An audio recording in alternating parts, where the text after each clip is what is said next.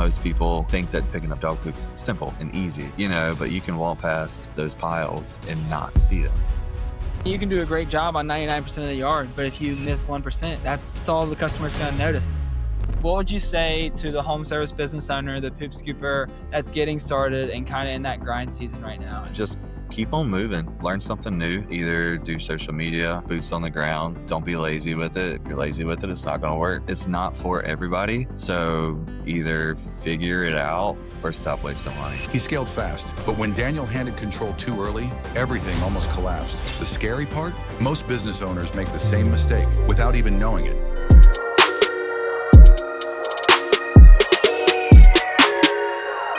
Welcome back to the Built Local podcast. Today we have an OG poop scooper in the poop scooping industry. This is such a new industry. He's blowing up, but he's been around a lot longer than everybody else. And also one of the OG customers for Review Harvest. You're probably one of the first 10 poop scoopers we got on board to start getting reviews. And so, Daniel, how you doing today? Doing good. Thank you for having me on. Yeah, no, we're really excited to have you. If anybody doesn't know Daniel owns Scoop Brothers out of North Carolina, Charlotte, North Carolina, right? And give them a little bit of elevator pitch about you and your business. Yeah, so we are Scoop Brothers. We're based out of Charlotte, North Carolina. We service around Charlotte, Monroe, and stuff south. We recently just franchised, so we got Kansas City launched last month, and we got a few right on their tails right behind them. We've been in business since 2018. Started 2 years part-time, and right after that we fell in full-time, went hard on it, and that's when I kind of roughly around that time met you, and then started with the Review Harvest. And so that's a little bit.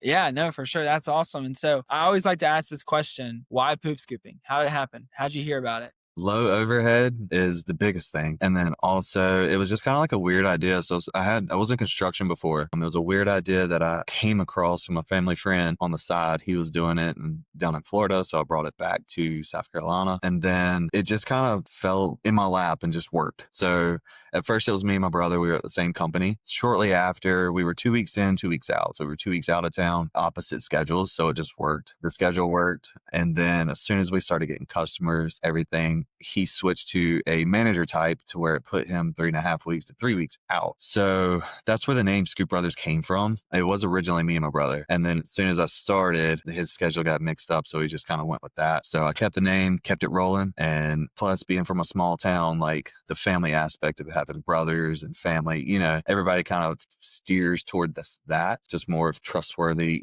So yeah, that's where the name came from. And that's originally how the Scoop Brothers thing came to life. Wow. Okay, cool. So started as a brother duo, now franchising. Wow, quite the turn. But let's go back to when you started. How did y'all get y'all's first customers? Because there's going to be a lot of people listening to this who are like, that's all great, and you're obviously killing it now. But how did you get customers? So how did y'all start getting customers? So my first flyer, I wish I could show it to you, but it probably looks like almost like that.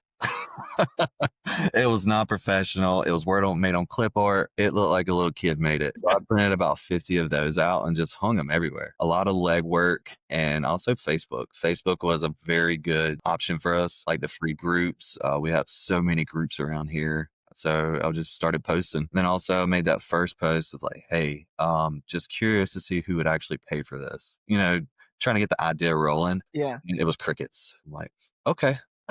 Nothing. But I still kept going with it. So yeah, usually a lot of boots on the ground, legwork, and digital. Digital is our biggest thing, honestly. Okay, cool. And so how long did it take y'all to scale up to 100 recurring customers? Well, like I said, the first year was like part-time. So I didn't really, it was just a side gig, Yeah. But I mean, I ended the first year with, I think, right at 98. Wow. Right under 100. And then 100 was my goal for the whole full year. And we started in February. 100 was my goal. And then right at the end of the year, it was 98. And I remember on January 3rd is when I got that goal. Yeah. So close, but so close, but that did not come. So Okay. kind of like a crawl, walk, run kind of setup. You got to get your legs going. You got to figure out what works, and there's a lot of what doesn't work. So it's just kind of like improving and learning from that. But like new popping up, I know most people want 100 customers in the first week, but you don't. You don't, because you got to figure out how to do stuff. You can't just grow a business immediately. You got to figure out how to have employees. If you have 100 customers, you're having an employee. And then obviously on top of that comes employee expenses, the trucks, the wraps, and everything. Yeah, geez, I don't know what it is. I guess maybe it's the low overhead and the YouTube videos that hype it up, which I think most of the creators do a great job of trying to set realistic expectations. But why do you think all poop scoopers think they can just get into it and get 100 recurring customers quickly? Social media. Social media. Yeah. Social media. I mean, it's an easily hyped up industry, Mm. because it is low overhead, and it's kind of like, you remember that show Dirty Jobs? Yeah. Yeah. Like, it should be on there, just because of what it is. Like, it's just Yeah. one of those niche, like, industries that works. Like, if you Yeah. do it correctly, it works. Yeah. Yeah, for sure, for sure. And so once you hit that 100 customer mark, what became y'all's biggest, path of growth moving forward? Was it all from there? Was it all online and ads and posting and stuff, or did y'all have to still test a bunch of things before you found the channel that really worked for y'all? I mean, realistically, I'm still testing stuff. I still Yeah. don't know the secret sauce. Like, it's Yeah. out there. I still don't know it. So I'm still always like, business owner, you're still always just tweaking. After that first 100, I started leaning towards like more referrals. I started leaning towards like, how can my 100 customers get me another 100 customers? Yeah. So, I mean, every one of them had neighbors. So most of them, I'd probably say after I tried that, about half of them referred people. Wow. Then after that, it becomes like a brand awareness kind of thing. You got more people talking about the brand compared to what you're putting out and then what they're seeing in line. For sure. And what was the referral? Did you have like a really specific referral process or program, or was it just basically, hey, we grow by word of mouth? Who do you know that needs poop scooping? Is it simple? Or? So with our clients, it was more of giving them a free service for a referral, which in return is like $20, because I mean, obviously you don't want to go broke trying to get clients. You're already doing that with online ads. Like, why are you in person? So roughly, I mean, even if you're in the client base or outside the client base, I usually just either give them an Amazon gift card for $20. It's usually $20 around the block. Like if Joe Blow goes down the street or something and gets us a client that comes back and they sign up saying, hey, Joe Blow got me to sign up. And it's like, well, I mean, obviously, I'm gonna do the same thing with my clients as you. So Yeah. it kind of falls in place. And plus, people run specials, 1 week free for the month. That's it goes around the same thing. I don't run that many specials. It's just because I don't see any difference, like on the incoming side when running specials when I don't. So I'm not really going to give that away. Yeah, yeah, for sure. And like when people run special, that's something we run into. It's like there is a certain cost of change, and like you could just keep doing what you're doing. That sort of works, but you want more. You want your advertising to do better, you get more customers. And so you're like, I'm gonna do this special, and you end up spending months spinning up special after special, wasting all this time when you could have just like made the main thing better instead of Yeah. testing things that haven't worked yet. Because you always have the cost of change. Like if you're changing something, you always have the cost of change because then the messaging needs to change, the emails need to change, the ads need to change, and you spend so much time doing that. So that's a little nugget there for sure. I know y'all have you have Kansas City, you have Charlotte, Columbia too, right? So how many recurring customers do y'all have in each area or total overall? I'm pushing around 7-ish, Okay. right around there. And then Kansas City just started off. I think they're right around 25, 30. Okay. Yeah. Yeah. They only been 4 weeks in so far. Yeah, yeah, and most people would absolutely kill for 700 recurring customers. And so, what would you tell somebody who's kind of stuck at around 100? Because we do talk to a lot of people who are kind of stuck in that like 80 to 130 range. Like what would you tell somebody? What's the sauce to push through that? There is roadblocks. Like mine was 100, and then right around 250, there was another one. Like I kept Yeah. going to 250. 255, 240. Like I Yeah. couldn't get past. So there's a couple of roadblocks, and I don't know what it is, if it's just the number of it or what. But I mean, work on the business, figure out what's not working, what's jiving or what's not. Is it an employee that has a bunch of recleans that kind of, gets them to cancel? Or is it somehow like customer retention, like either that or add-on services? What kind of add-on services can you add? Is your marketing up to par? If it kind of plateaus, change it up, go a whole different ball game, do a A/B kind of setup, And what add-on services do y'all provide? I know that's kind of a hot topic for a lot of poop scoopers. Yeah, we kind of just do the sprays. We got a couple of different like sprays. We got spot sprays. We got the YZ. And then also we do like fly bags just because we're in the South. There's a lot of like just pastures and just flies everywhere. Yeah. So we kind of do those as well. Okay.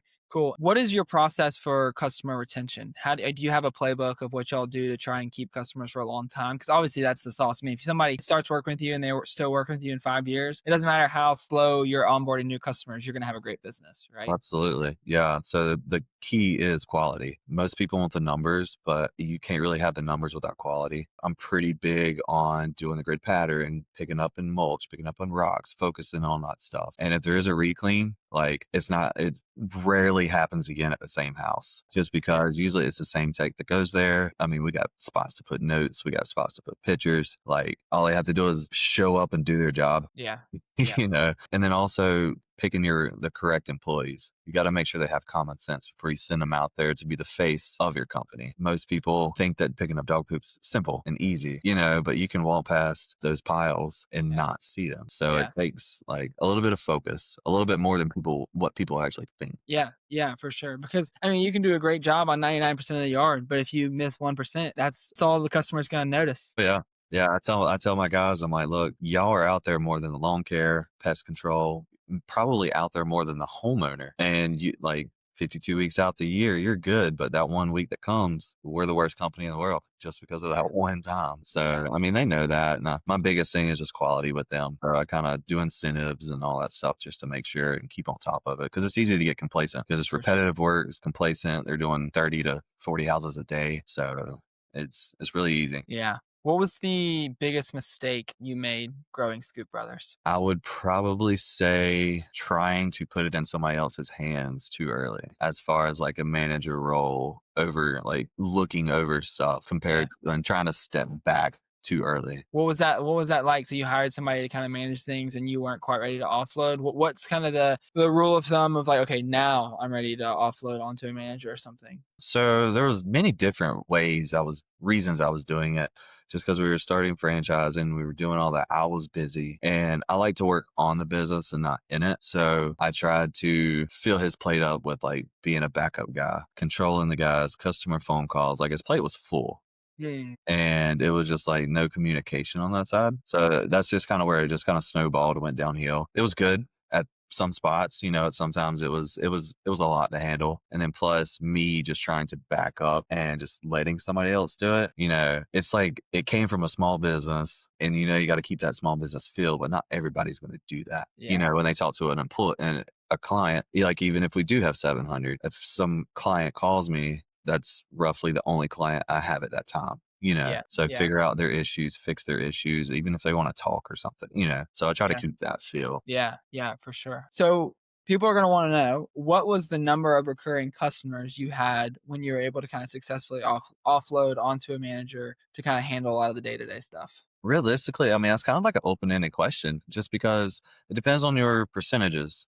Or if you're relying on the income of the business. If you're relying on the income of the business, it depends on your lifestyle. Yeah. Because like the money in the account. Because obviously if you hire somebody that's not physically collecting money, like scoop and poop, like each time they scoop a yard, they're physically bringing money in. This person is just kind of sitting on payroll, controlling, So it's kind of like I guess in a sense, like a free labor, like that's not paying for itself. Yeah. So, I think I was around 500 or so. Okay. Never That's a great answer though. I think the context is important there. It's like, if you want the boat, you want the trips, you're probably going to have to be involved more for a little bit longer. Or if you're like one of my friends who I think last month he told me he spent $19 on food. That was the only amount of money he spent on food. Don't ask me how, but if you're like that, you could probably get out of it a lot quicker. Right? Oh yeah, I spent $30 on DoorDash at like 10 o'clock. Yeah, exactly. That was exactly what I told him. I said, I spent more money on food right now us having this conversation than your whole month. It's crazy. Yeah.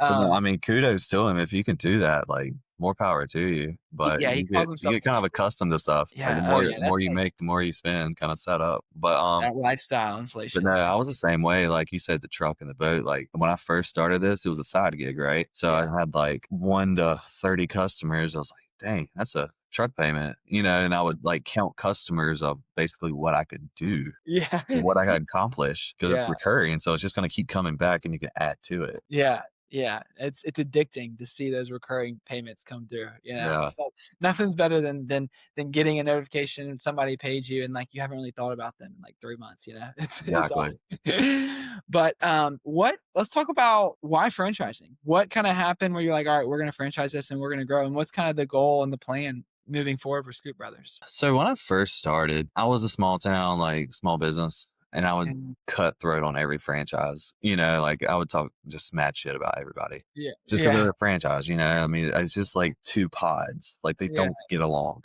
yeah, yeah, But in the round scheme of things, like now that I'm in it, everybody's the same. They just have the same name as somebody. So I mean, they're still spending money. They're still doing the legwork as far as like the way I came up. They're still doing that kind of stuff. So I kind of tweaked my thinking on it a little bit. And then also the company that I kind of like the brand family I went with, they shared the same core values. It was a lot of the same support that if I was gonna give Scoop Brothers away or sell different Scoop Brothers, I wanted to know that that backing and support was there. Like if somebody called, somebody's going to answer the phone.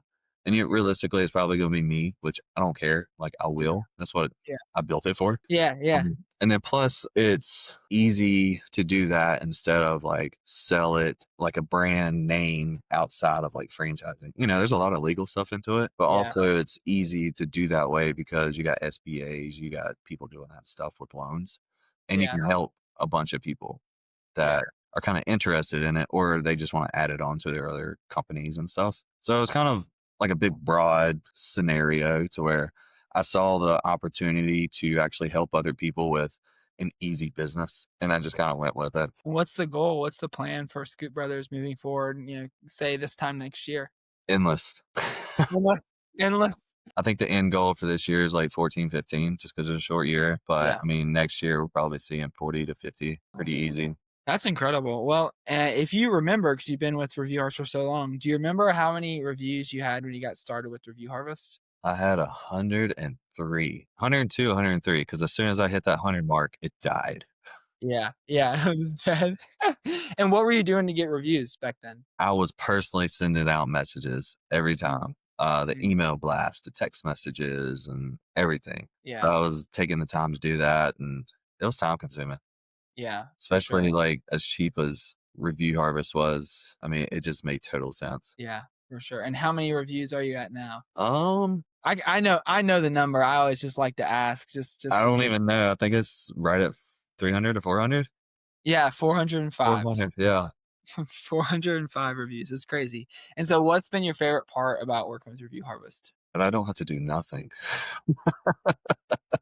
That I don't have to do nothing, and it brings me clients. Yeah. Because most people sign up saying, "Hey, I was reading your reviews and they're good." Sometimes I feel like I need to throw a negative one in there just to kind of even out the section, you know? It'd be Yeah. like that fake company, Yeah. but no, the best thing is I don't have to do anything. It's very easy. It's money's worth it, well worth it. Because I mean, most other platforms they charge you an arm and a leg just to, and they don't communicate whatsoever. Like I have yours and Carly's number. I think. Yeah, that's right.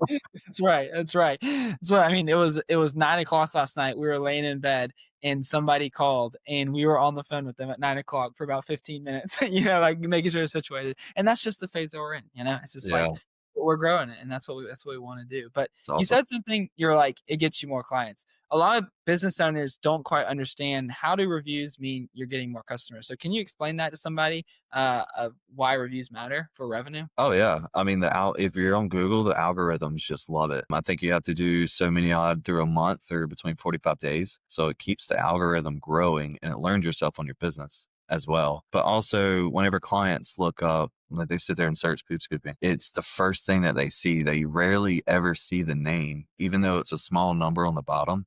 It still says 4 to 5 stars, 300, 4 to 5 stars, like 7 or whichever. So Yeah, the more reviews that you have, the more reputable, the longer you've been there, and the more like, experience that you have with customers that actually yeah, show stuff. Most of the customers don't even just do a 5 star. They actually write stories and yeah. like put people's names in there and stuff like that, which is pretty cool. Yeah, yeah, no, I love it. You mentioned like throwing in a 1 star review. One thing that I kind of recommend for somebody at your stage where you have like 400 reviews. So a one star review is not going to touch your rating, obviously, is like get a buddy or get a friend or somebody you've worked with that you're really close with and get them to write a 1 star review, but get the very first line to be like, this is the most amazing company. I'm just giving a 1 star review to show like you skeptical people that they're amazing. They do a great job, because there are some people who will go on Google and immediately sort by lowest reviews. And Oh so if yeah, you're I lowest do it. review, yeah, exactly. And so if you're 1 star review right there, it's just like raving about how amazing you are. It can be so compelling and just add validity to all the other Yeah, I 5 star. think I have probably 3 or 4 1 star, and it all came from the same family. It was like an employee that I had for like 7 hours, like didn't make it past no training, and she left like a horrible review, and her aunt and her brother did. Jeez, Like, brutal. come on. Brutal, brutal. Well, kind of as we close out here, what would you say to the home service business owner, the poop scooper that's getting started and kind of in that grind season right now and they're struggling? Just keep on moving, learn something new, either do social media, boots on the ground. Don't be lazy with it. If you're lazy with it, it's not going to work. It's not for everybody. So either figure it out or stop wasting money. Yeah, yeah. Yeah, for sure. For sure. I think the key there is that it's never been easier to procrastinate or make ourselves feel productive by like watching a YouTube video or whatever. But like you said, boots on the ground, learn something and change your behavior. If you do those two things and do them consistently and actually like make progress in terms of like making more people know you exist, like it'll serve you a lot better than just listening to another Built Local podcast and not changing your behavior. Absolutely. It's all about brand awareness. I mean, no matter what industry, you have to get the business name out there. Even though there's 50 in the industry, whichever way, you have to get your name out there somehow. And the goal is to figure out the sauce Yeah, for that. for sure, for sure. And like you and I say as well, like I haven't quite figured out the sauce, but I've gotten decently far just trying to figure out the sauce. Oh, So yeah. Nobody's perfect. I'm not perfect. You're not perfect. I mean, it's out there. Like, you just got to find it and shoot. I still haven't found it. But like you said, you just got to grind till you find it. And sometimes the grinding kind of works. yeah, for sure. Awesome, Daniel. Well, I think this is super valuable for people listening. Thanks for hopping on. I'm gonna have all of Daniel's stuff linked down below in the description of the YouTube video or the podcast. So make sure to check it out, hit him up, and yeah, thanks for hopping on, Daniel. Awesome. See ya. See ya.